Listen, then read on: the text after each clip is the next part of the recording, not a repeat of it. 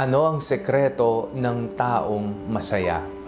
Ako po si Father Fiel Pareha at ito po ang ating segment, ang Daily Devotion, na kung saan tayo po ay magdarasal, magbabasa at magninilay kasama ng salita ng Diyos sa buong taon. Manalangin tayo. Sa ngalan ng Ama, ng Anak at ng Espiritu Santo. Amen. Halina, banal na Espiritu, liwanagan mo ang aming puso at isip nang maunawaan at maisabuhay namin ang iyong salita. Amen. Our Bible passage for today is from the Gospel of St. Mark chapter 8, verses 1 to 10, and I read it for you.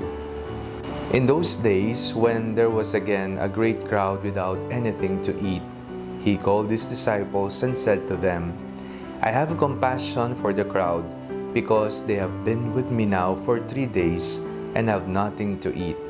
If I send them away hungry to their homes, they will faint on the way. And some of them have come from a great distance. His disciples replied, How can one feed these people with bread here in the desert? He asked them, How many loaves do you have? They said, 7. Then he ordered the crowd to sit down on the ground, and he took the 7 loaves. And after giving thanks, he broke them and gave them to his disciples to distribute. And they distributed them to the crowd. They had also a few small fish. And after blessing them, he ordered that these too should be distributed. They ate and were filled. And they took up the broken pieces left over, 7 baskets full. Now there were about 4,000 people. And he sent them away. And immediately he got into the boat with his disciples and went to the district of Dalmanutha. Minsan, napapaisip tayo, bakit may mga taong masaya sa buhay kahit alam nating sila ay salat?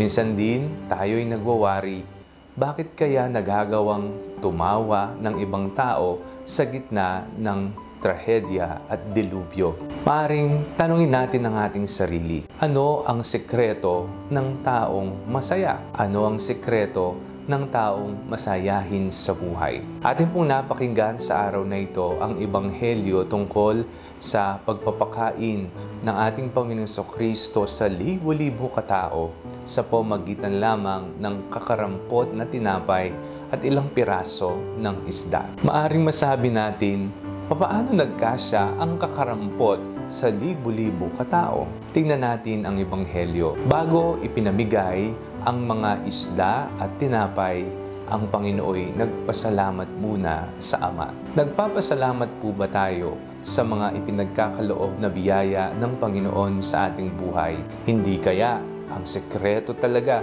ng mga taong masayahin ay marunong silang magpasalamat sa Panginoon. Magpasalamat sa mga kaloob, magpasalamat sa mga biyayang natanggap. Natanggap man ito sa pamamagitan ng paghingi o pagdarasal, o natanggap ito dahil lamang alam ng Panginoon ang iyong pangangailangan, kaya ito'y ibinigay kahit hindi mo hiningi. Kung gusto mong lumigaya sa buhay, matuto kang magpasalamat. Tingnan mo ang isang taong hindi ngumingiti, parang pinagsakluban ng langit at lupa. Para bang nagugunaw na ang mundo para sa kanya. Tingnan mo at usisain, bakit kaya mukhang galit ang taong ito? Bakit hindi man lang magawang ngumiti sa buhay? Tingnan mo, baka ang taong ito'y hindi man lamang marunong tumingin at magpasalamat sa mga biyayang kanyang natatanggap. At nakikita niya at kinaiinggitan niya ang mga taong nakakatanggap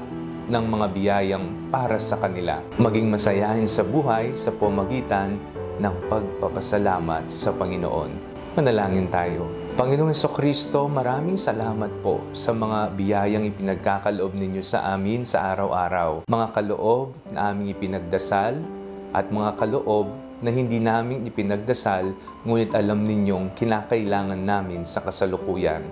Maraming salamat po.